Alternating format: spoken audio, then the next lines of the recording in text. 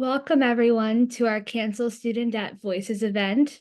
We really appreciate you joining on tonight. We're going to give it a few minutes so that folks can trickle in before we get started.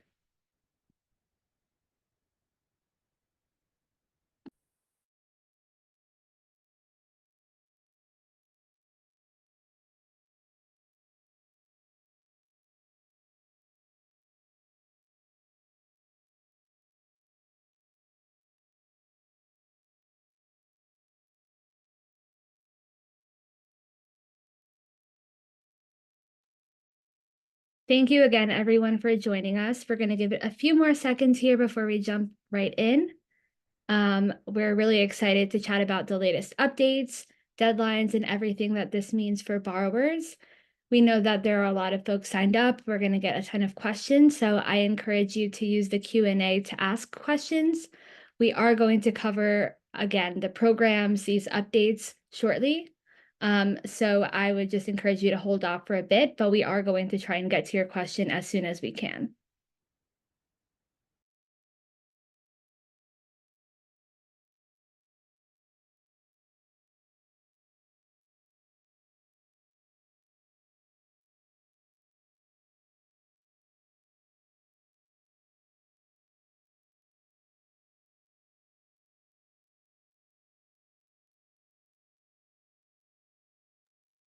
All right. I think now that it's 7 o'clock, we can kick things off and we'll see a couple more folks trickle in. But thank you again for joining our Cancel Student Debt Voices event. My name is Sabrina Calazans and I'm the Managing Director here at the Student Debt Crisis Center. If you don't know who we are a national nonprofit with about 2 million supporters nationwide, and we advocate for an end to the student debt crisis by amplifying borrower voices. Again, as you all may know, there have been a lot of updates over the past year. We've seen the Supreme Court strike down the president's original plan to cancel student debt, but we also saw the president propose a plan B to keep cancellation alive. In October, we also saw student loan payments resume, but since then, we've also seen millions of borrowers get their debt canceled and secure $0 or lower monthly payments through the SAVE plan. If we actually go to the next slide, these are some quotes that we've received from borrowers who got their debt canceled. So the first person here is Christina. She's worked in nonprofits my entire life, she says. I paid my loans for over 15 years. It was stressful as the interest kept adding up and the balance never seemed to go down, no matter how much I paid. I always said I'm going to die with my student loans and I felt hopeless. It wasn't until they changed the loan type qualification that my payments counted towards the PSLF. Then it was like winning the lottery. I can only hope others can experience the forgiveness as well. The next borrower, Sherry, she said, my debt lasted years. I retired and live on limited income. I could make ends meet, but barely. The impact of a $6,000 loan growing to $30,000 had a strong effect on my health and outlook. I felt trapped and hopeless. The notice of forgiveness was an immediate relief, for which I am ever grateful. I'm almost 80 now and can feel some peace and comfort for the first time in decades. And then lastly, we see Jason here, who said, my loans were recently forgiven. I was full-time in college from 96 to 01 and went back to finish in 05. I have been paying monthly since then. When my loans were forgiven, what I still owed was more than my original balance, and I had been making payments for nearly 20 years. We've been hearing this from so many folks. We are really happy and proud that there's all of this good news, but we also acknowledge that there's a lot more work to be done. And there are stories of, folks out there who have reached out. And on the next slide, we'll see reasons why we need to keep fighting. Before I get to that, I actually do want to talk about a borrower that is near and dear to our hearts. Rosemary Anderson, she's a 66-year-old woman. She recently was able to retire after spending her entire 47-year professional career in public service roles. She decided to go back to school to earn her degree when her 2 children were small, as she felt a degree would enhance her job and career opportunities. She went on to earn her undergraduate and graduate degrees in the mid-90s. Her student loan story begins here, as did the financial nightmare that followed. We had been working with Rosemary for years. Natalia had been working very closely with her, but after more than a decade, of working together and trying to advocate on behalf of Rosemary and so many other borrowers. Rosemary's debt was forgiven through the new PSLF review program that began in October of 2021. Her original balance of $64,000 had ballooned to $178,000 and was ultimately forgiven in February 2023. We know that a lot of folks are going through this where the interest has ballooned, where it feels like things are out of control, but we have been seeing fixes to these programs and are hopeful that many other borrowers will benefit from these fixes. On the following slide is why our work must continue. We see that Wanda shares that she's had Parent Plus loans since 1999 for her youngest daughter, who is now living with MS. My career path has been very unstable, and I was unemployed several times and unable to make payments. My balance is now tripled, and I am living on Social Security income since employers will not hire me. I am 68 years old and struggle to make payments. Daisy also adds, student loan debt has impacted my family in terms of increased stress. It feels as if the payments we make barely decrease the amount due to the interest. We've decreased our expenses in every area of our lives just to make sure we are able to pay comfortably. And then finally, Sarah says, my spouse and I pay more than $700 a month for our student loans. While we have decent enough jobs, this payment makes extra bills difficult. As such, one of our vehicles is almost 20 years old. If we didn't have these monthly payments, we could afford a newer, reliable car. We've heard time and time again from borrowers that homeownership, investment in family, starting a business is delayed or often put on pause because of student loan debt. And so we need to keep fighting to cancel student debt. And that is what we are doing here at Student Debt Crisis Center. This is all because of you. Everything that's been happening, folks, there have been many updates over the past couple of months and years, as we've seen since the pandemic pause. We've seen borrowers get their debt canceled. We've seen plans being proposed. And so it is all because borrowers have been sharing their stories and making their voices heard. That's what guides our organization and our movement. And it's why the president has taken such action on student debt. So thank you again for your support and for being here, and hopefully you can walk away with a little bit more information and knowledge on your student loans. Now, with that being said, we have a lot to discuss today, like the upcoming deadline at the end of the month. But first, we do have some remarks from some special guests. So I want to introduce Student Debt Crisis Center's president and founder, Natalia Abrams, whose birthday is tomorrow. She has started SDCC over a decade ago and has been doing this work, again, for more than a decade.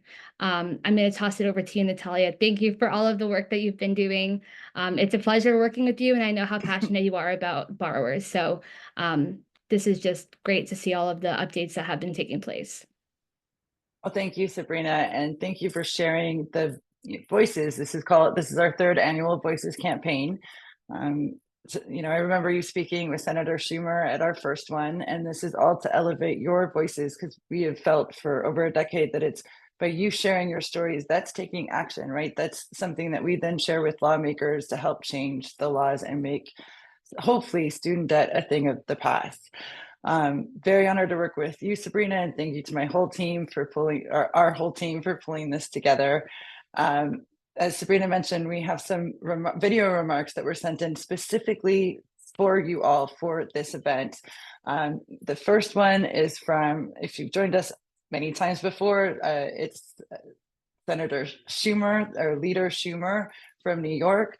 Leader Schumer has been a fierce advocate fighting on behalf of student loan borrowers for years now. Leader Schumer and Senator Warren authored the resolution that led to what the president tried to do, but got shut down by the Supreme Court. We really love that we have the support from the leader and so many, more than 80 congressmen and congresspeople and senators across the board support student loan debt, along with 540 plus organizations that are all fighting for you all, or we're all fighting together. So without further delay, let's listen to Senator Schumer. Hi, everyone. It's Senator Chuck Schumer. And I want to really thank the Student Debt Crisis Center for putting this great event together. This is my third time joining you for the Cancel Student Debt campaign, because this issue is near and dear to my heart.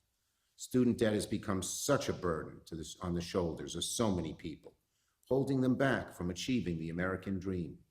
So as you know, since President Biden took office, I have urged him to use every tool available to cancel as much student debt as possible. And my friends, it's clear the president's listening. To date, the Biden administration has delivered over $146 billion, that's billion with a capital B, to over 30 million Americans, reducing their debt. 146 billion in student debt relief for 30 million Americans. To quote a favorite former vice president of mine, that's a BFD. Of course, this wouldn't have been possible without the hard work of all of you.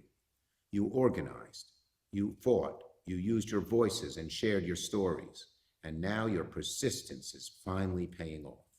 And the good news keeps rolling in. Just a few weeks ago, President Biden announced a new executive action to reduce payments for 25 million borrowers and completely erase debt for 4 million of them. This is great news for Americans, particularly young people and communities of color, who have borne the brunt of the student debt crisis. As you all know, we got a lot of work left to do. I'm with you all the way. We're not going to quit till student debt is a thing of the past. I will be with you every day to make sure that happens. You can bet I'll keep fighting. Thanks again, and I'm proud to stand with all of you in the Student Debt Crisis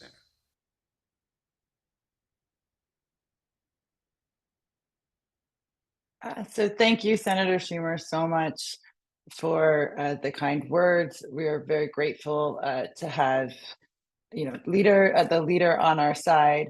We also wanted you to hear this great message from Senator Warren in Massachusetts. I don't think I have to tell you, if you're joining us, that Senator Warren was one of the first lawmakers to really scream at the top of her lungs, that interest rates were bad, that we had to cancel student debt.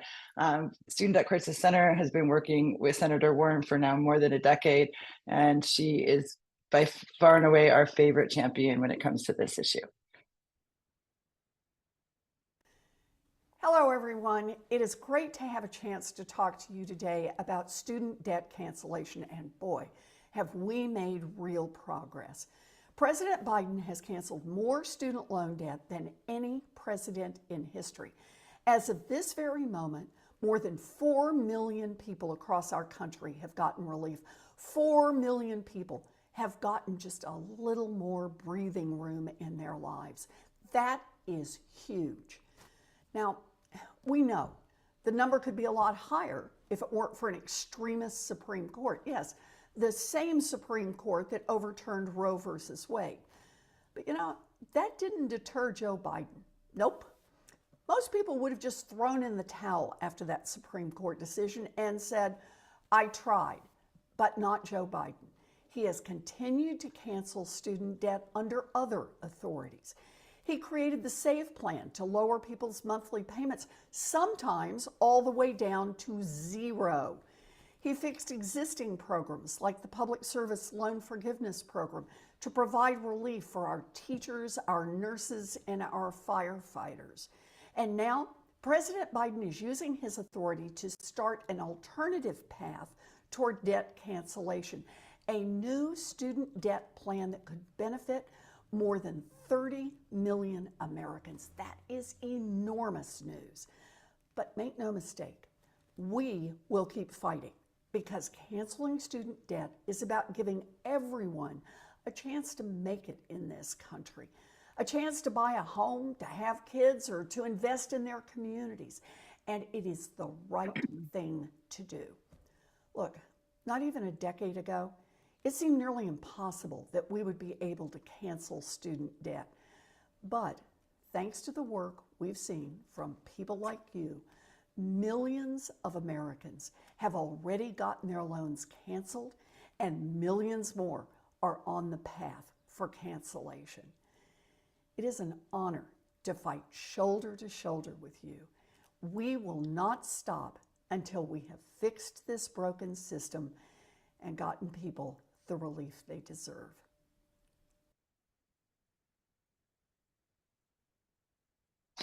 Always great to hear from Senator Warren. I just want to point out, we have almost 300 people on at 7 o'clock at night if you're on the East Coast, or 4 o'clock in the afternoon if you're on the West Coast like myself, just here to both learn more about student debt, support the efforts fellow borrowers. I want to thank you all again for being here. We have one more video from Representative Clyburn, who serves in the 6th District in South Carolina. Representative Clyburn actually had authored a bill to cancel up to $50,000 in student loan debt with Senator Warren. That was prior to the resolution that Senator Schumer and Warren did with Representative Presley. All of this led to the work that we're now seeing President Biden do. Again, this never would have happened if it wasn't for all of you helping to push us, to push the lawmakers, to push the president. So without further ado, let's hear from Senator Clyburn. I'm sorry, Representative Clyburn. Hello, I'm Congressman Jim Clyburn. Welcome to the Student Debt Crisis Center's annual Cancer Student Debt Voices event. The center is helping thousands of Americans navigate the student debt relief programs established by the Biden-Harris administration, and I'm proud to support their important work of getting relief to as many people as possible. When President Biden was running for president in 2020, he made a promise to address the broken student loan system and provide relief to those struggling with the weight of student debt. In 2022, he released a comprehensive debt relief plan that would have benefited tens of millions of Americans. But 6 Republican attorneys general sued him, and the 6 conservative Supreme Court justices sided with them to block President Biden's plan. But President Biden did not give up. He kept pushing. In 2023, President Biden took a series of bold new actions that have since provided student debt relief for over 4.3 million Americans. He fixed the Public Service Loan Forgiveness Program established back in 2007 so that teachers, firefighters, nurses, and others could finally start getting the relief they were entitled to. Prior to the Biden administration, only 7,000 people had received relief from the Public Service Loan Program, and his predecessor tried to eliminate the program. But Biden fixed it, and today, over 900,000 public service workers have received relief. He also fixed income-driven repayment plans to ensure borrowers got credit for their payments, providing relief for 930,000 borrowers. And students that were cheated by their schools or have permanent disabilities have received a combined $36.5 billion in debt cancellation. Not only has he canceled debt for millions of borrowers, he's made it more affordable than ever to pay back student loans. President Biden's SAVE program will cut undergraduate loan payments in half, establish $0 monthly payments for 4.5 million borrowers, ensure borrowers' balances never grow due to interest as long as they make their payments, and provides early forgiveness for low balance borrowers. But that's not all. Just a few weeks ago, the president launched even more actions to tackle the student debt crisis. These new actions will cancel runaway interest for up to 25 million Americans. It will automatically cancel debt for borrowers who are eligible for existing debt relief programs but not enrolled, and cancel debt for borrowers who ended repayments 20 years ago, who are experiencing hardship or were enrolled in low financial value institutions. Altogether, President Biden's student debt relief actions will benefit almost 30 million Americans. And so when people tell me President Biden hadn't kept his promise on student debt relief, I tell them to look at the facts. Republican attorneys general and the conservatives on the Supreme Court blocked his first plan, but he pushed ahead with other ways to grant relief to 30 million Americans. That sounds like keeping a promise to me. And remember, the former president did nothing to take on student loans. In fact, he did the opposite, proposing to eliminate the Public Service Loan Program and subsidize federal student loans. The student debt relief from the Biden-Harris administration will free people to pursue their dreams, buying a house, starting a family, beginning a business, and fully access the greatness our country has to offer. And the Student Debt Crisis Center is here to help. If you have multiple federally managed student loans, like federal family educational loans, Parent Plus loans, Perkins loans, or health education assistance loans, make sure you consolidate your loans by April 30th to receive the most credit toward cancellation. I wish all the best to you as you pursue these debt forgiveness opportunities. Thank you and Godspeed.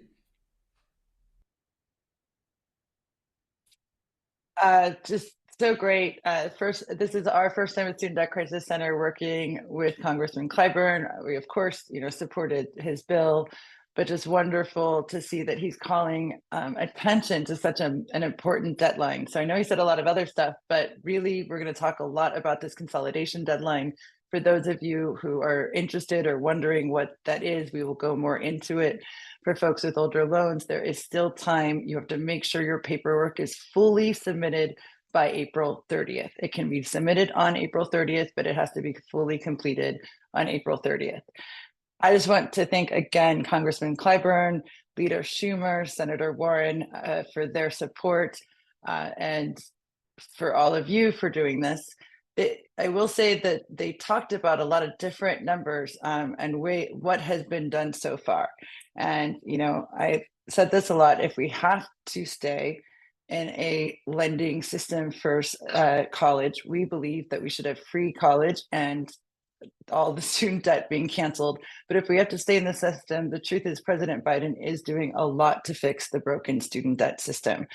$153 billion canceled to date. Complete cancellation, that means no student loans for 4 million. Many of those borrowers, far more than the 10,000 or 20,000 that was initially promised through what was taken down by the Supreme Court. We have enrolled more than 7.5 million borrowers in the SAVE plan, which is by far the most generous income-based repayment plan to date. And about almost 800,000 public service loan forgiveness borrowers have received PSLF cancellation. That's really amazing, and there's more in the works. I'd like to toss this to my colleague Spencer Dixon, our Senior Policy Advisor here at the Student Debt Crisis Center, to go over the President's Plan B. Spencer? Thank you so much, Natalia. So starting off high level, as Senator Warren said, a radical Supreme Court unfortunately did strike down President Biden's initial broad-based student debt cancellation plan. But the day after that action, the White House and the administration got to work on their Plan B and started that process about 9 months ago. And if we could go to the next slide. And so this Plan B, as we're calling it, relies on a different set of authority than the original plan that was struck down by the Supreme Court. It's a different law. It's a different it's a different power that the president has, and it is our hope that this plan will withhold scrutiny within the courts. In terms of the substance, this plan is more targeted, but for some borrowers, they could end up seeing more relief than they even would have seen under the original plan, because it's more targeted with potential more relief. So first, this plan, which it is still it's a proposed plan and it won't go into effect until probably the summer, but this is the outline of it right now. One, if your balance has increased because of interest, you're going to see that amount, that extra amount of balance be wiped out under this plan. If you make less than $120,000 a year for a single person or $240,000 for a family, you will see all of that extra balance above what you originally took out to go to school wiped out. If your balance has grown, you're going to see that 100% benefit basically resetting back to where you were.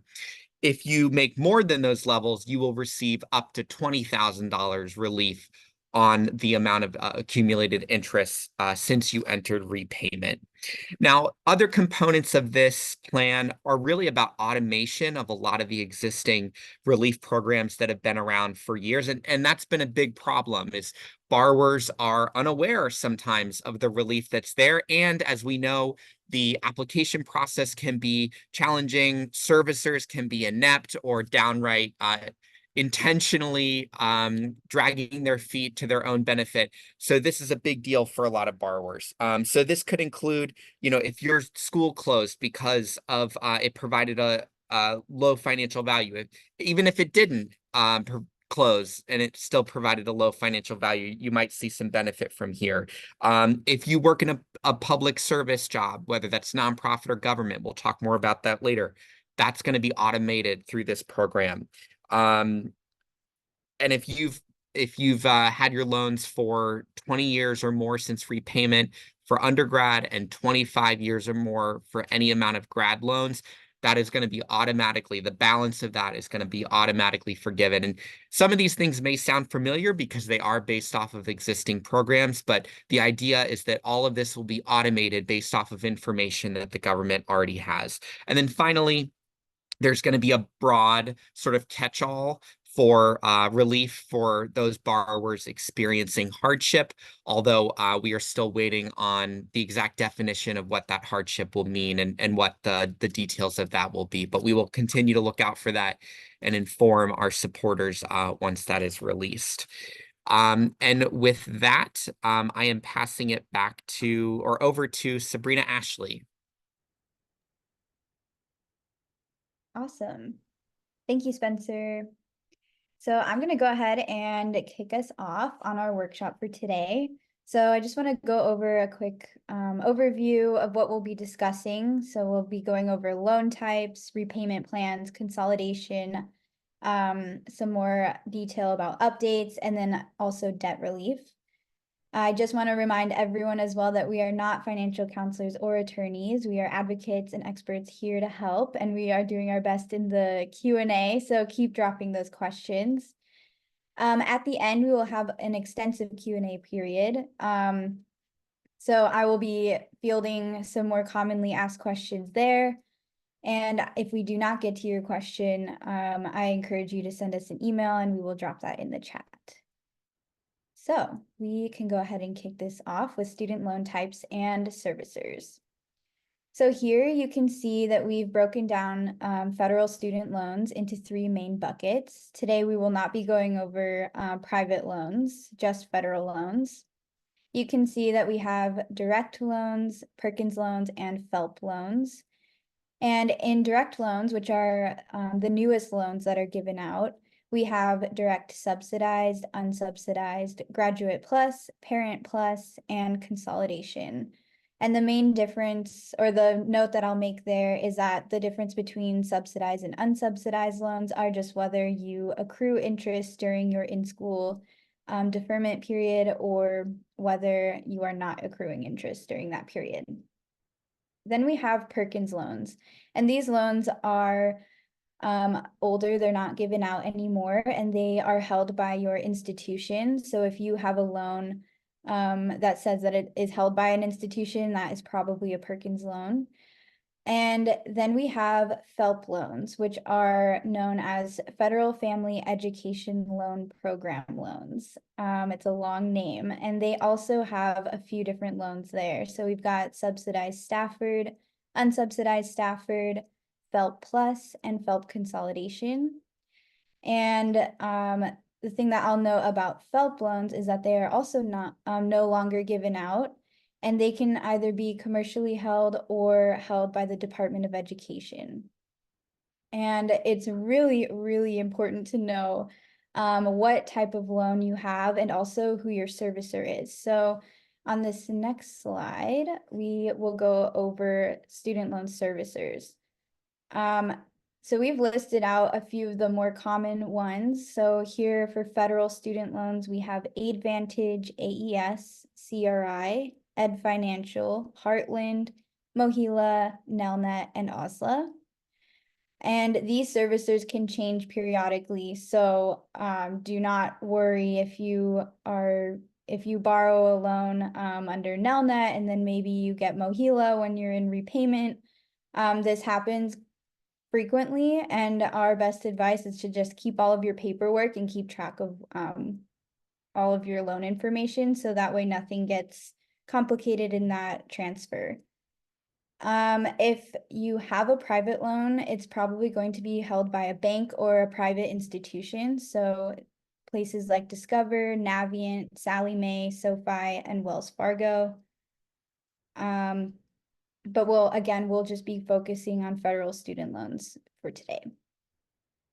So how do we find our loan types and how do we find our servicers? We go to studentaid.gov, and we are going to give you a snapshot of what it looks like to log in there. So once you head to studentaid.gov, you will come to a login screen. And actually before then, I just want to reiterate that this is where you are going to go if you have any questions about your federal loans or the programs that are available to you. So those are IDR programs, anything that you want to find out about consolidation or PSLF. And then also make sure that you type it into your browser. There are scams out there, so it is very important that you type in www.studentaid.gov. So once you get there, you will be asked to either log in or create an FSA account. And this just requires some personal information, which is important to give. You're linking yourself to your student loans. And this is just a snapshot of what that login page looks like. Once you log in or create your account, you are going to come to your studentaid.gov dashboard, and this is like your home page. This is going to give you an overview of your loans, how many your loan amounts totaled, your grant amounts, and your servicers, as you can see on the right-hand side of the screen. You can also see if you do get lost in this website, just head over to the top right under your name, and it will give you a whole drop down of all of the pages, including the dashboard. So you can always head back to your dashboard if you get lost. There are a lot of pages on here. But we're going to focus on this view details button to find our student loans. So once you hit that, you are going to see, these are just screenshots of an example. You'll see a loan breakdown as you scroll down. So you can see that this person has 11 loans totaling $28,000, and you can see that they have the principal and the interest broken down as well. In that second screenshot, that now you can see the specific types of loans. So we've got 3 Perkins loans, 4 subsidized loans, and 4 unsubsidized loans. And the more you click in there, the more of a breakdown it's going to give you.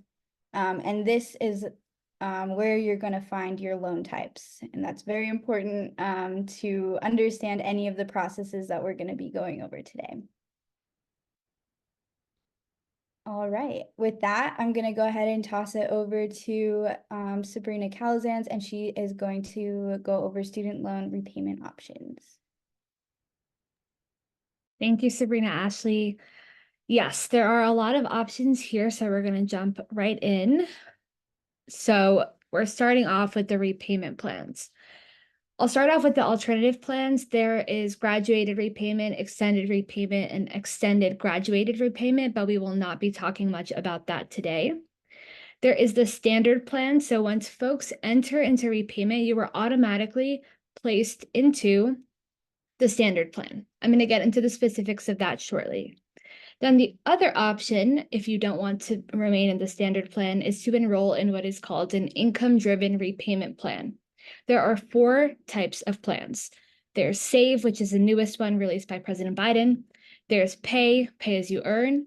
There's IBR, income-based repayment, and there's ICR, income contingent repayment.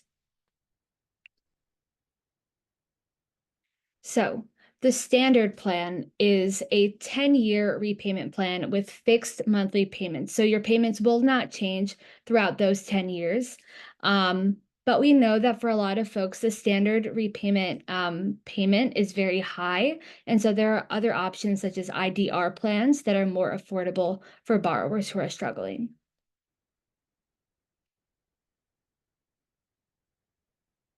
And before we get into that, I do want to flag that we are currently in what is called the on-ramp to repayment period. So as I mentioned earlier, payments resumed in October of 2023, but we're in this 12-month on-ramp program where borrowers who miss a payment or don't make a payment are in a safe or protected period where you would not be at risk of default or delinquency. So this is going to prevent folks from falling into a default status if you miss a payment, and your payments should not be reported to collection agencies or credit bureaus during this time. And there's no application for this on-ramp period. What you do have to know is that interest will continue to accrue during this time if you do not make your payment. And if you're working towards public service loan forgiveness or IDR forgiveness, you will not receive credits for the months that you do not make a payment. Now we're going to talk about the student loan repayment plans where you need to take action. This is mostly going to be talking about IDR plans. So, looking at the IDR plans, if we look from left to right, we're looking at the most generous to the least generous. So we see SAVE, again, as I mentioned, the newest plan. This used to be the Repay plan.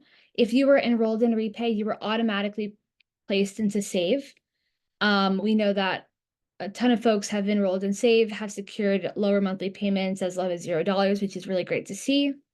There's also Pay As You Earn. This will be phasing out in 2025. If you're currently in Pay, that doesn't mean that you'll be kicked off. You just won't be able to enroll in it once it's phased out. Then there's IBR, and then there's ICR, which is Income Contingent Repayment. And I do want to note that for Parent Plus loans, ICR is technically the only option available to you. So for Parent Plus loans, you're either in the standard plan, or you can consolidate your loans together and enroll them in the ICR plan. There is something which is very, very complex called the double consolidation process, which we have talked to folks about, but it is a multi-step process, which is a way to essentially get your Parent Plus loan enrolled in another IDR plan, which means the SAVE plan potentially, but you have to have at least one Parent Plus loan and another loan, whether it's your own loan or another Parent Plus loan. If you're interested in that, you can leave a message in the Q&A here, and we can share the Massachusetts Attorney General website link with you. Again, it is a very lengthy process, but it may be worth it if you really, really are struggling with your Parent Plus loans. So, looking at some of the benefits of IDR plans. So, they could be more affordable. Monthly payments are based on your family size and income, not your loan amount, which is really great for folks who have really high balances. And this can help folks with lower incomes who may have lost a job or have decreased income. So if you're making $0, your payment is $0. That's how it should work. And then this will also be an option to folks who are struggling to make their standard monthly payment. It will prevent delinquency and default by lowering your monthly payment, and it locks in that lower monthly payment for a year. Now, the downside of this is that it does extend your loan repayment period from the 10 years in standard to 20 to 25 years.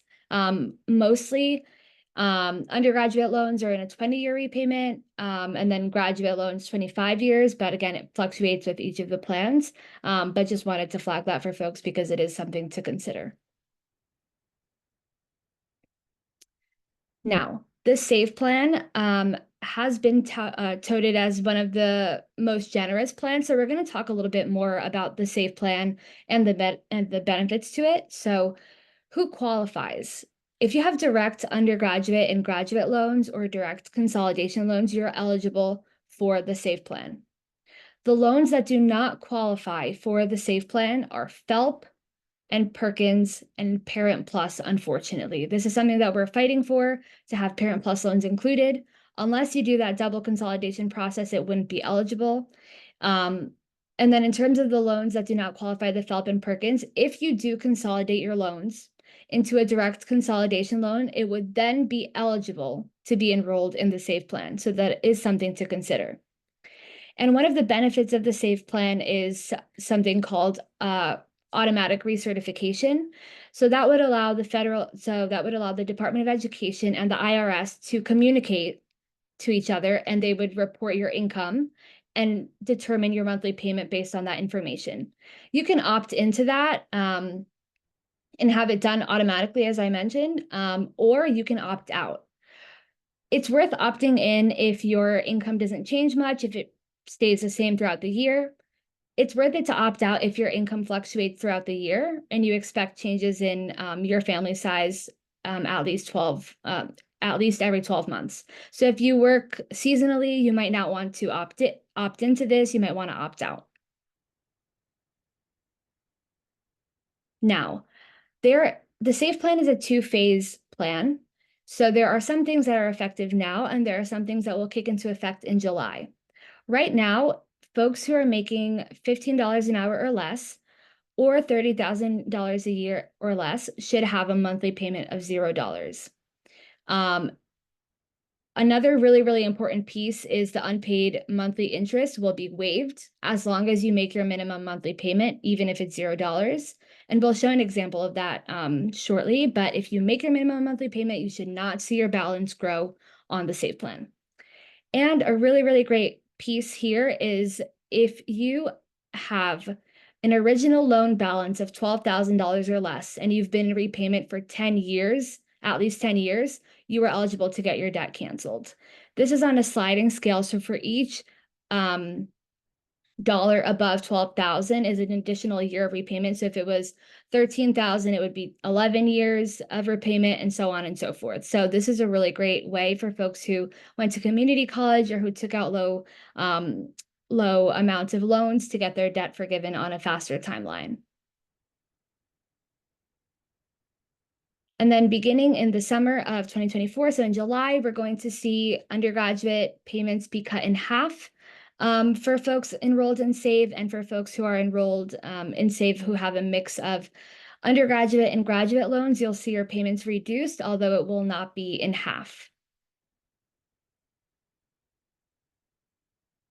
So one example here is Shannon. So let's say she enrolled in SAVE in the fall or right now, and her annual income is $38,000. She has 0 dependents.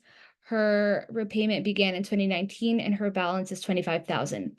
Her monthly interest is $104 and her payment under SAVE is $43.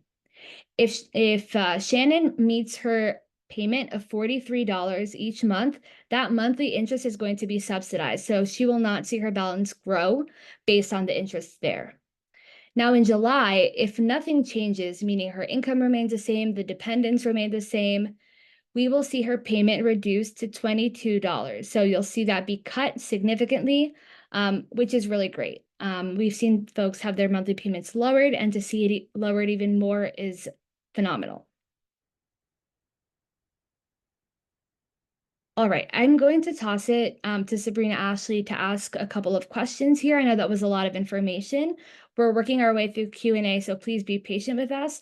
And I just want to mention one thing that I forgot to say, which is if you are enrolled in SAVE and you're married but file separately, they will not take your spouse's income into consideration when it comes to your monthly payment amount.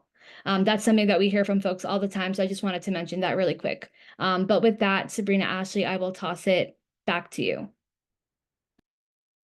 Awesome, thank you. Let me get to my tab here. Spencer, I'll go ahead and toss this question to you. It is about the auto recertification of SAVE. How do you opt into that? Yeah, that's an easy one. In the application, there will be an opportunity for you. There'll be a question about whether you want to basically give permission for the Department of Education to pull your income information from the IRS.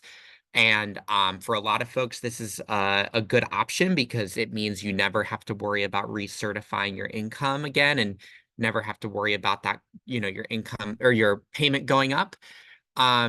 So it'll be on the application, and for a lot of folks, that is a good fit. So leave that up to you. Awesome, thank you. I'm just gonna take one more question about the SAVE plan / more IDR plans. And I will toss this one to you, Natalia. Are the amounts that they determine as yearly income based on gross income or adjusted income? Unfortunately, and Spencer, correct me if I'm wrong, I believe it's on gross income. Yes, I believe that's right. Yes. But It's the bigger number. Yeah, unfortunately. but all IDRs do basically it's sort of like the standard deduction, like they don't consider the first X amount, and for SAVE, that's the highest sort of standard deduction, if you will, compared to all of the other plans. And they also take in account family size, and that includes if you are expecting, that does count as a dependent. Great, thank you. We'll go ahead and continue. I just also want to remind folks to drop your questions in the Q&A. That is where I am taking them from, and that's where we are focusing on answering our questions. So encourage you to drop them in the Q&A, and with that, I will toss it to Spencer. Actually, I'm gonna jump in here still. Got it. Thank you. So now we're gonna cover loan consolidation. This is a really big topic, really important, something that folks should really pay close attention to, excuse me. All right. So what are the advantages of federal loan consolidation? So if you have multiple servicers, multiple loans, you could potentially see one monthly bill, a fixed interest rate, access to most affordable IDR plans, and access to PS11 IDR forgiveness. So what will happen is they will take a weighted average of your interest rate and create that new percentage for your consolidation loan. And if you have FFEL or Perkins loans and you consolidate into a direct consolidation loan, you would then be eligible to access SAVE, PAY, IBR, and ICR. So potentially lowering your monthly payment even more, which is really great. And then if you're working in public service, you can have access to public service loan forgiveness or IDR forgiveness. And then the disadvantages of federal loan consolidation is that potentially you could see a longer repayment period, but not if you become eligible for forgiveness. Capitalized interest. So any unpaid accrued interest will be added to the principal of your loan. And then after the April deadline of April 30th, as we've been saying throughout the presentation, April 30th, make sure that you submit your consolidation application by the 30th. There are going to be stricter rules on how older loans are treated. Those rules are going to go back into effect, which means you could lose credit on your older loans. We want to make sure that you're maximizing your credits and not losing any, which is why we're urging folks to consolidate by April 30th. So again, who does consolidation benefit? Folks with commercially held FFEL loans, Perkins loans, Stafford loans, and HEAL loans should all consider consolidating. If you go to studentaid.gov, like Sabrina Ashley was showing earlier, where it says servicer on the right-hand side, if it does not say Department of Ed in front of your servicer, that means that your loan most likely is commercially held, or it might not even appear on there. But if you go to the loan breakdown, as Sabrina Ashley said, you'll see that it will list off how many FFEL loans you have, how many direct loans, unsubsidized, subsidized, and Perkins loans. All of that is at your dashboard at studentaid.gov. You can find that information there. If you have Department of Education held FFEL loans, if they're the ones who service your loans, you do not need to consolidate. However, if you want to enroll in public service loan forgiveness or in an IDR plan, you will need to consolidate your loans. So we are encouraging folks to consolidate FFEL loans if you can. And then also folks who took a gap between undergraduate and grad school should consolidate their loans to maximize their credit counts.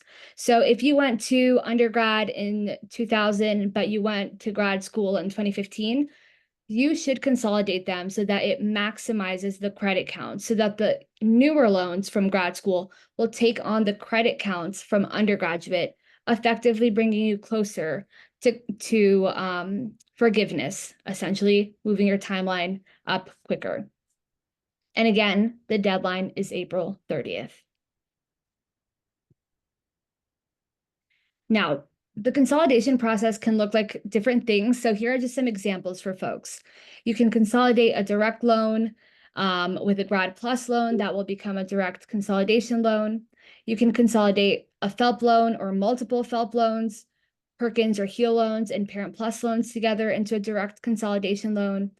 You can consolidate direct unsubsidized loans and direct subsidized loans together. But at the end of the day, unsubsidized loans and subsidized loans do not, they cannot be consolidated. So it will create two separate consolidation loans. That is okay. You can have the two consolidation loans. As long as it's gone through the process, then you're good to go. And if you have loans that don't look like this, that is fine. It doesn't have to look exactly like this scenario that we've played out here.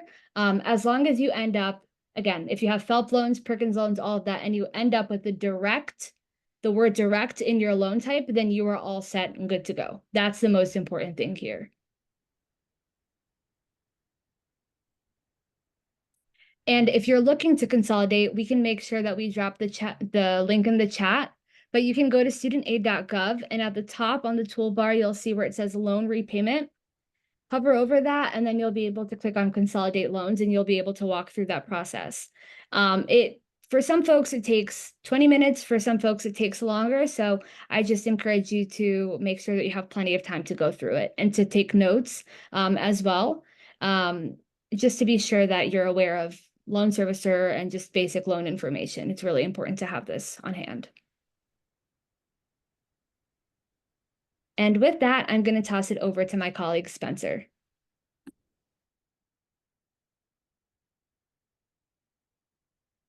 Thank you.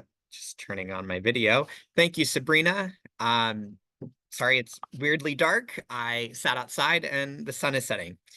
All right, I'm going to be talking about the one-time IDR account adjustment. And let me just pull up over here. So this adjustment is just going back, sorry. This adjustment comes about, and it's a major program of the Biden administration that really stands to benefit many, many borrowers, and it already has. And the idea around this is because of the historic servicer mismanagement that we've heard for decades. I know many of us experience whenever we call our servicer. I know I'm seeing it in the Q&A. The Biden administration is looking back at each individual borrower's account and retroactively counting nearly every month, with very limited exceptions, when a borrower was in repayment or should have been in some form of repayment. This flexibility is really good news for borrowers, especially those that have had their loans for longer, as it speeds up your pathway to forgiveness. So if you've been in repayment for 20 years for undergrad loans or 25 years for any grad loans, you're going to be seeing a benefit from this process immediately, or at least by the time it finishes this summer. If you have loans that have been in repayment for less than that, you are still going to benefit because you're going to get credit, you're going to get payment credits for these periods listed on the screen here that wouldn't typically count for payment credits. And it's the payment credits that you need in order to get that forgiveness. And this is sort of separate from the public service loan forgiveness that we'll talk about in a second. So I won't read all those conditions, but you can see it's about flexibility and going back and counting those credits. So we can go to the next slide. And so what this process, who will benefit? First, it's going to be, like I said, borrowers who have reached 240, which is equivalent to 20 years, or 300 months, equivalent to 25 years, worth of payments for income-driven repayment forgiveness, or the 120 months, which is just 10 years of PSLF, that have begun to see their loans canceled back in the spring of 2023. So if you have these older loans that have been in repayment for a longer period of time, you're going to be seeing forgiveness through this process already. Borrowers who have commercially held FFEL loans, Perkins or HEAL loans, should apply for consolidation by the end of the day, April 30th of this year, this month, in about a week. And as my colleague Sabrina said, you also would benefit from consolidating if you took time between undergrad and grad. Get that application in. It takes about 30 minutes. It could speed up your pathway to forgiveness by years. Really, really could not recommend if you fit in that category, if this applies to you, to get that done.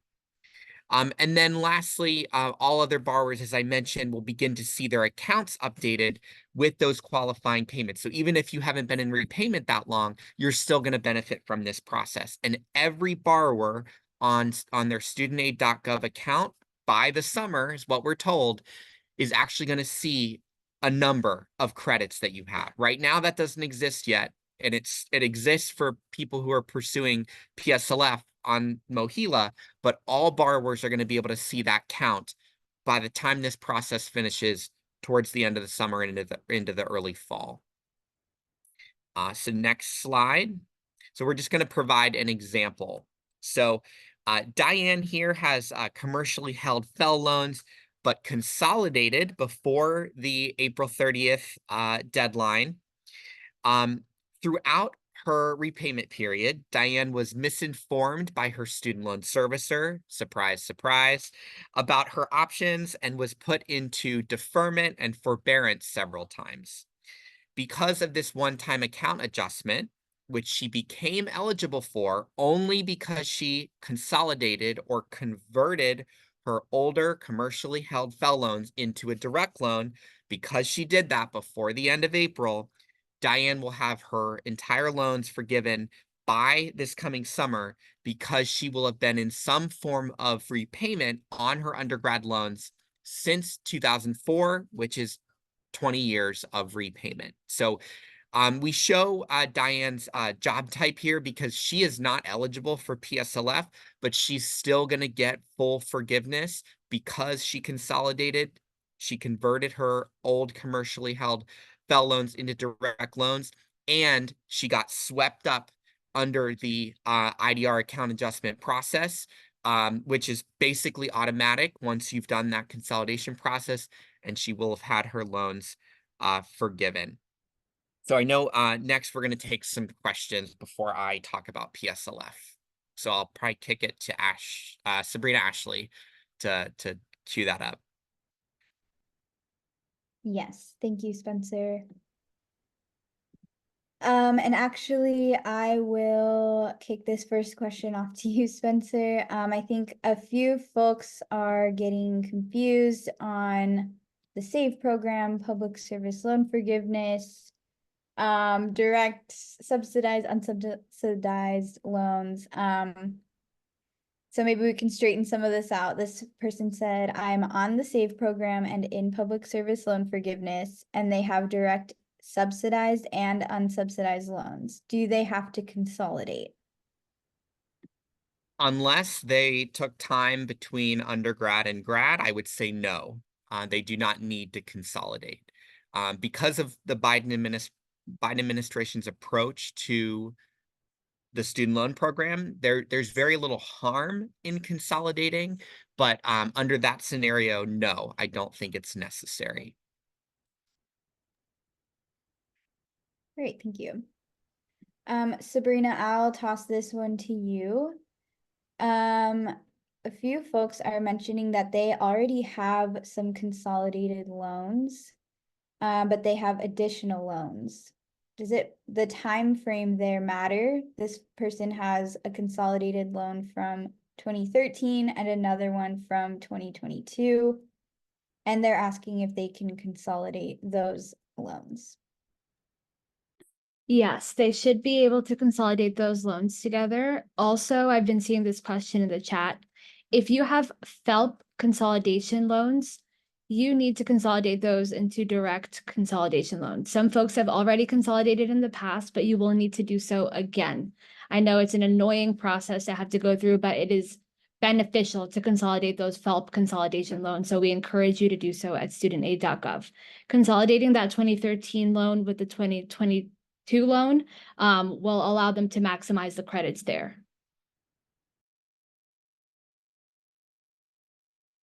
Great, thank you. One last question, Sabrina, I'll toss this one to you as well. This person applied for consolidation last year, but they don't see two of the loans that they put in there under consolidation. Should they apply for consolidation again, or how should they go about solving that? So I encourage them to go into studentaid.gov and look at the loan breakdown. You should be able to see, and like if you scroll all the way down, if you can click on view details, scroll down, there's going to be the loan breakdown. You should be able to click on the loans and it will say the date next to it. So they should get more information there. They can also try going to their servicer's account. So like if you have Nelnet, go to Nelnet's website and see if there's any documentation of consolidation there. I think that's how I would approach that. Spencer, does that sound right to you? Yes, that's right, to double check what that looks like. But like I mentioned, there really is no harm in consolidating. That wasn't always true for those that have been on webinars for us with us for years. That was not true under the Trump administration. But if those other loans are not in your consolidation loan, if I were that person, I would apply to consolidate them before the end of April. Great, thank you both. And we can go ahead and continue with the presentation. Great. Well, we are going to talk about public service loan forgiveness.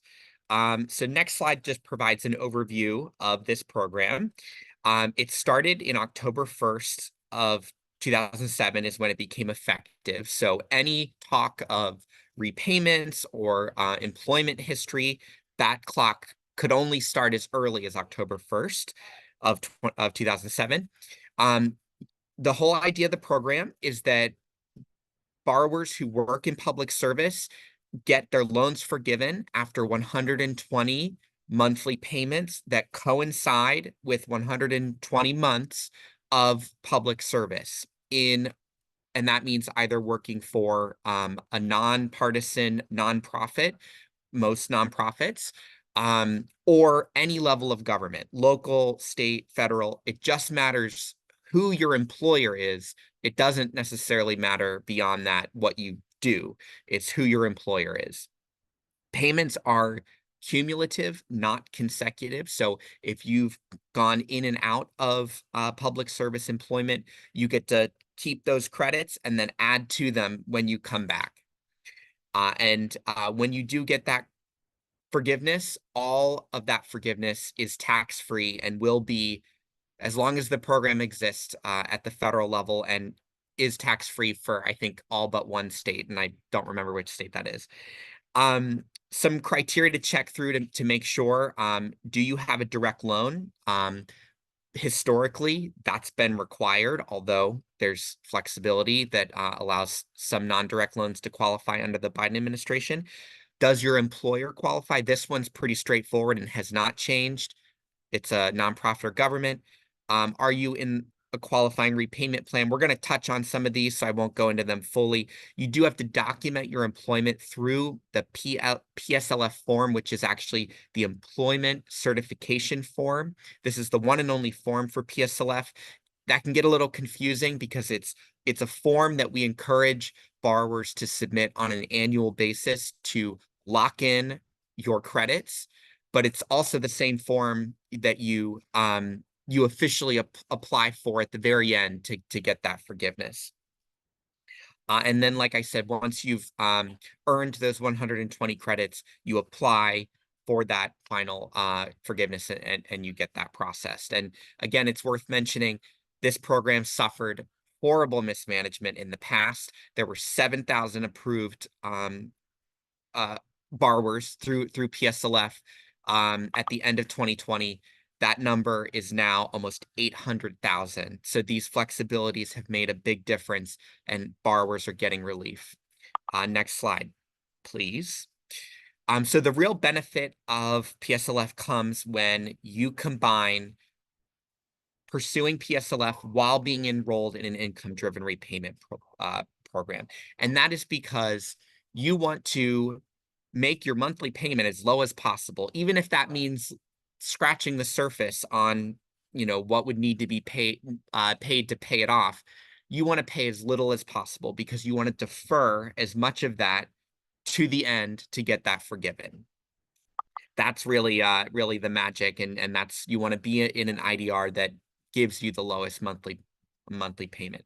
So next we're going to go through what actually qualifies here bit by bit. So loans, direct, whether they're subsidized, unsubsidized, direct, graduate loans, direct consolidation loans, including one that was created with a Parent Plus loan, although there are specific restrictions on what you can repay that loan with. Typically, it's the ICR plan, which is the least generous, least affordable plan. There's the double consolidation process, which we touched on, which can unlock others, but I won't get into that. Employer, already talked about, it's government or nonprofit. The repayment plan, between October 1st of 2007, when the program started, and April 30th of this year, any plan qualifies as long as other requirements are met. And the action may be required is that you might need to consolidate your loans to make sure that that all works out. Starting in May, it's going to divert back to the original rules of PSLF, where you either have to be making it through the standard plan or IDR, and that all comes back to that IDR account adjustment process that is wrapping up this summer. The train's leaving the station, and you want to be on it. Next slide, please. So this is what does not qualify. Typically, FFEL loans do not qualify, although if you can consolidate them, you can have that employment and those payment credits counted retroactively, even if it was under an FFEL loan, as long as you've consolidated your loan into a direct loan when you actually fill out the ECF. Perkins loans in default, you have to get at default in order to qualify and make those payments count. Private student loans do not qualify whatsoever, no ands, if or buts. Employers, if you're working for a government contractor, you do not qualify because your employer is not directly the government. Labor unions, 501c4, these are not really nonpartisan nonprofits. They're special, so they're not going to apply, as well as any religious instruction. And then after May 1st of this year, when the IDR account adjustment will stop looking back, you will no longer be able to make PSLF qualifying repayments under the sort of alternative plans, like the extended graduated that I think Sabrina talked about earlier, as well as these periods of deferment or forbearance. So next slide, we're just going to talk about sort of the intersection of the account adjustment and PSLF. Basically, as the IDR account adjustment is applied to the PSLF program, it's applying these flexibilities so that retroactively you could have payments counted towards your 120 as long as you're working for the right employer, but you could have potentially a loan type that wouldn't normally qualify, but you must consolidate in order to really get that benefit. And you got to do that by the end of this month. I will keep moving along here. Next is the PSLF buyback program. I'll be really brief on this because it really only applies for folks who have already sort of finished the process. So what is it? It's an opportunity to retroactively make payments when there were months of qualifying employment, but no payments were made because a borrower was in certain deferments or forbearances. So who is eligible? You still have to have an outstanding balance. You have to have approved qualifying employment for these same months, and buying back, and this is critical, this is what really narrows it. Buying back these months will complete your total of 120. So you have to be really close. And so in this graphic here, the number of green squares wouldn't be enough, but if you go back and count the yellow squares in addition, that would get them to the 120. That's really the folks that are going to benefit from this process. And really, it's not something that's really going to go into effect in a major way until after the IDR account adjustment and all of that sort of cleanup has been done. So with that, we're going to kick it over and talk about default, and I will pass it to Natalia. Great. Thank you so much, Spencer. And as Spencer mentioned, we're going to talk about default. Nobody at this time post the payment pause should be in default. That's, the purpose of the on-ramp, giving folks time to enroll in the SAVE program, other IDR programs, start to make their payments.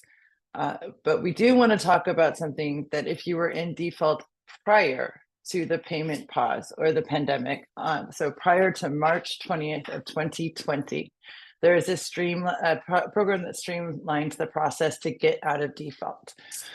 A few benefits are applied automatically. That word automatically is a little misleading because you still need to take action for this. So but the benefits will expire 1 year after the payment pause ends. That's October of this year of 2024, unless you take additional steps, which we will go over. This will allow you to access federal student aid again. It will stop the collection process. It will create eligibility for other government loans, restore ability to rehabilitate your loan, and enroll in programs like SAVE or IDR programs.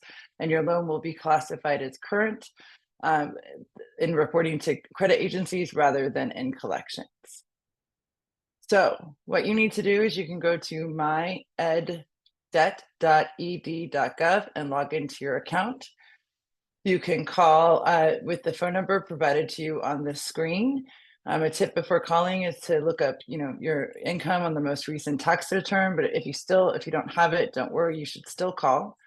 If you're going to call, expect that it will take about 10 minutes. And you want to say that you are calling, you would like to use Fresh Start to bring your loans back into good standing. This is the same if you send a snail mail to their PO box. Include your name, social security number, date of birth, and the following. Again, I would like to use Fresh Start to bring my loans back into good standing. That is the only action you need to take, and then all of those other provisions are automatically applied and your loan is brought back into good standing. We strongly recommend, if you were in default at any point and you're struggling to make your payments on your student loans, that you enroll in an income-driven or income-based repayment program, such as the SAVE program. Remember, if you make $0, you pay $0 per month and you stay in good standing. So with all this going on and all the confusion and the multiple programs and the changes to the programs and deadlines, we just want to make sure that you're all aware that there are debt relief scams. We hear from you all the time about, paying hundreds of dollars to get student debt help and not getting help. Everything we talk about today is free of charge. Even if you've joined us before using the Savvy tool, that is also provided to you via grants, free of charge. We believe that student loan borrowers should never have to pay for student debt help. Something to watch out for with these relief scams are bait and switch policies, immediate forgiveness. The deadline's approaching and you have to give them a lot of money. There is an April 30th deadline to consolidate. You can consolidate for free at studentaid.gov. Beware of these predatory practices, upfront freeze, and claiming to be the Department of Education. If you run into one of these scams and want to report them, or if you are having trouble with your student loan, you can send a complaint to the Federal Student Loan Ombudsperson. They can help you resolve discrepancies with loan balance. They can do an account check. So for instance, we have helped a lot of people who have incorrect public service loan forgiveness counts. Mohia is saying one thing, their records say another. This would be a great instance as when to contact the federal loan ombudsman. They can also explain loan interest and collection charges, identify options for resolving your issues related to consolidation, bad service or quality, default status, bankruptcy, income tax offsets, and other concerns. Complaints can be shared at the ombudsman, office at studentaid.gov/feedback-center/. And I know my team is sharing that in the Q&A in the chat right now. Lastly, we have a list of valuable resources from what we've talked about today. I know the team has been sharing in the chat all of these links as well. There will be a recording provided for folks, so don't worry, you don't have to scribble these all down right now. And with that, I'll toss it back to you, Sabrina Calazans. Thanks, Natalia. I think we're going to stay on for a couple more minutes, folks, to answer some questions out loud and in the Q&A. But for the folks who are hopping off, again, we really appreciate you taking the time out of your day to join us. We really appreciate it. We are going to be sending around tomorrow a recording of today's event, some resources that folks can use.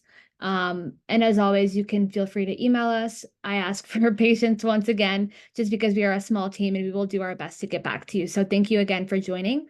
And if you're hoping to stay on, we're going to continue tackling questions. And with that, I'll toss it back to Sabrina Ashley. Great, thank you. All right. This first question I will toss to Spencer. It is about senior citizens, but I think mainly retired folks. Are there any options for loan forgiveness, or special options for loan forgiveness for retired folks, if they are on a fixed income now? Yeah, it's a great question, and it's one we hear a lot.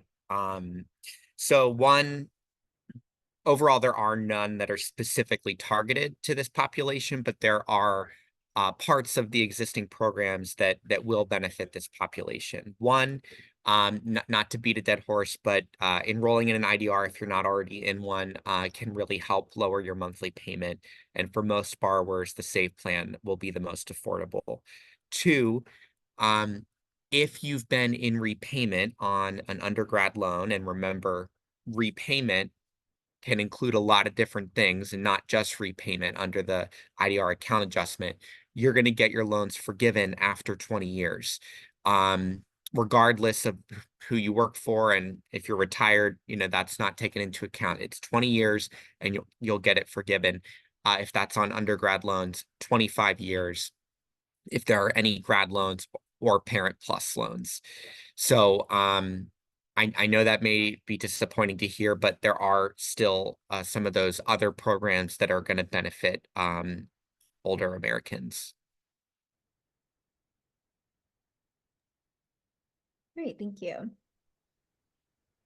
And I think maybe we briefly touched on this earlier, but just to reiterate, this is about consolidation and undergraduate and graduate loans. Folks took time between undergrad and graduate. They paid off their undergraduate loans, and now they're wondering, should they consolidate? Spencer, do you want to take that one? Sure. They don't need to consolidate because unfortunately, there's not going to be a benefit there. If you've paid off your undergrad loans, there's nothing to consolidate, and you're not going to get that benefit, unfortunately. And I know that's very frustrating. Folks paid off their loans, but they still, spent the time and the months and all of that. It's certainly not a fair system. But unfortunately, you're not going to see a benefit from consolidating. Got it. Thank you, Spencer. Sabrina, I'll toss this one to you.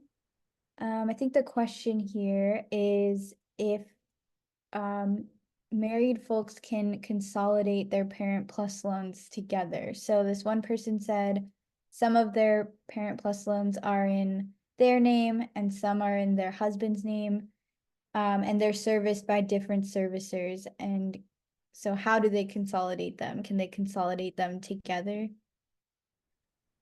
No, we get this question all the time of parents wanting to consolidate the loans in their names with the loans that their children took out in their names. You cannot consolidate loans that are in your name with loans that are in someone else's name. So if you took out loans, you can only consolidate the loans that are in your name. And if your husband took out loans, he can only consolidate the loans that are taken out in his name. You cannot consolidate them together. Got it. Thank you.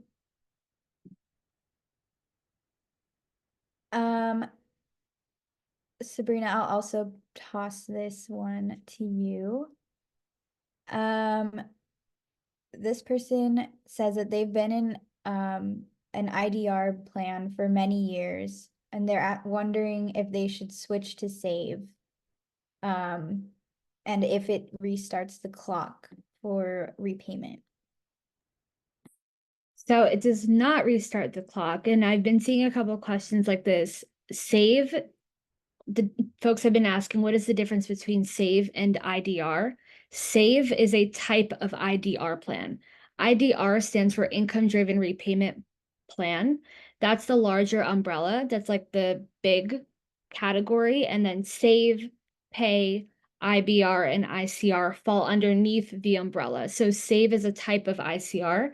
You can enroll if you can change it. Let's say you enroll in Pay and you don't want to be in Pay, you want to enroll in Save. You can apply to enroll in Save. You can absolutely do that at any time that you want. Awesome, thank you.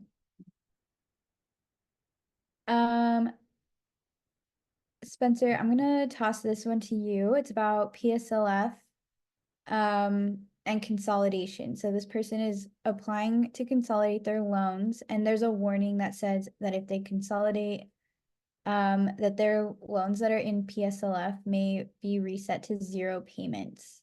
They're wondering if this is true. And they just want to emphasize that they do not want to lose their progress. This is a great question. Thank you for asking it. It's very thoughtful. And I'll just say, you know, as much relief as the administration has provided, there's some things that just don't work right. And the form is wrong. I know that's probably weird to hear. It's a government form, it's a government website. One is inclined to believe them over us, but unfortunately the form was never updated, and that information is incorrect. I consolidated myself a week ago. I am pursuing public service loan forgiveness. I took time between undergrad and grad, which is why I applied to consolidate. And it's very frustrating to see that is inaccurate information that is being provided to borrowers. So bottom line, you can ignore those warnings, select all the loans that you should, which really should be all of them, all of the above, and consolidate them, because your credit will not restart at 0. Under the flexibilities of the administration, you're going to be able to steam ahead with those credits, and you don't have to worry about that. I guess I will just close by saying the status quo was always that you would restart at 0, right? I mentioned that under the Trump administration, you would be restarting at 0 and everything. This is a new policy, but the form was never updated. So that's the explanation there.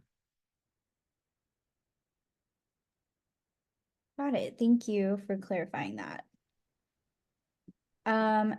Sabrina, I'll toss this to you. It's also a pop quiz for everyone on this webinar right now.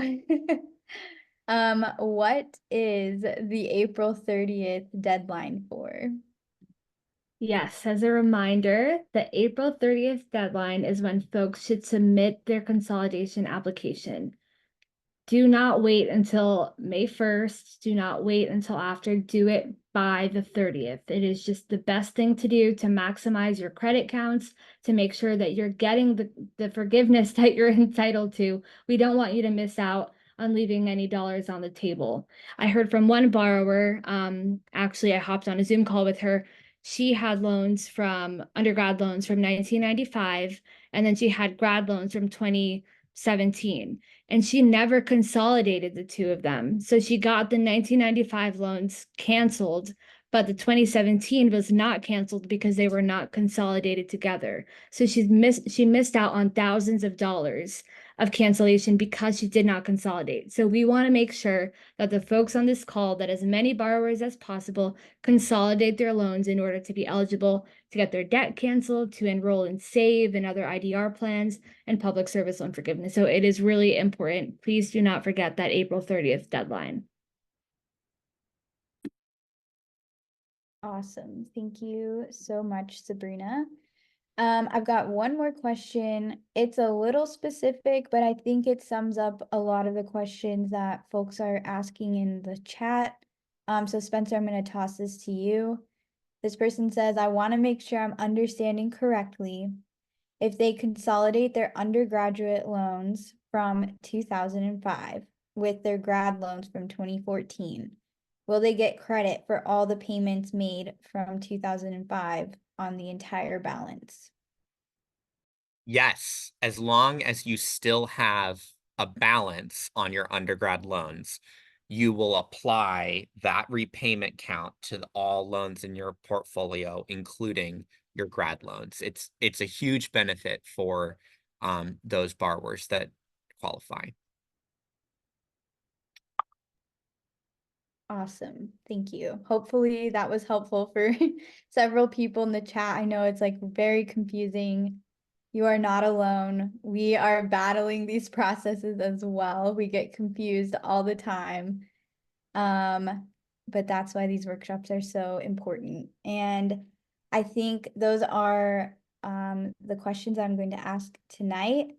I do want to emphasize that if we did not get to your question, please send us an email at info@studentdebtcrisis.org, or you can visit our website as well. We have some facts there, and then also you can hit the chat function and send us an email as well.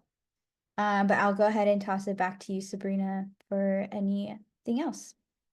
Thank you, Sabrina Ashley. I want to give a huge thank you to my team, Natalia, Sabrina Ashley, Shayna, and Spencer. We could not have done this without you. Thank you all for joining us, for coming, for sharing your stories. As always, that is how we get student debt canceled. So continue to take action with us. You can find us at studentdebtcrisis.org. You can email us at info@studentdebtcrisis.org. And we will be back next month with another workshop, but please do not forget April 30th as a consolidation deadline. Thank you all. Have a great night. Have a great evening wherever y'all are. Thank you to my team, and we will see you all shortly. Thanks, everyone. Bye.